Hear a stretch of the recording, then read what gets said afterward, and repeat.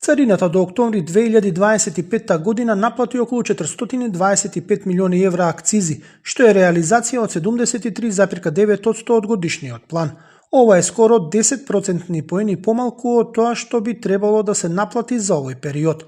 Инаку, според планот на Министерството за финансии за цела 2025 треба да се соберат 575 милиони евра, односно за да се стигне до планираното, во последните 2 месеца треба да се наплатат уште 150 милиони евра.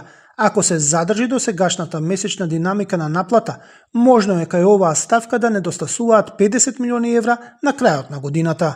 Дали ќе ја стигнеме 100% наплатата по акциза која е детерминирана од Министерството за финансии, не знам, тоа ќе го видиме на крајот, дека имаме уште 2 месеци, имаме за калкулација и ќе излеземе со конечна бројка на 31.12, односно наредната година. Затоа не би сакал сега да шпекулирам. Инаку од царина вела дека пратките со вредност под 22 евра, што граѓани ги нарачуваат од правни лица, веќе подлежат на давачки при увоз. Појаснуваат дека наплатата е при царинење според прописите важечки на денот на увоз, дека процесот е транспарентен, а економските оператори се на време известени за да нема застои.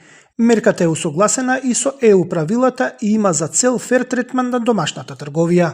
Не очекуваме намалување. Анализите покажуваат дека од драстични намалувања не се очекуваат, а наплата у буџет да се зголеми.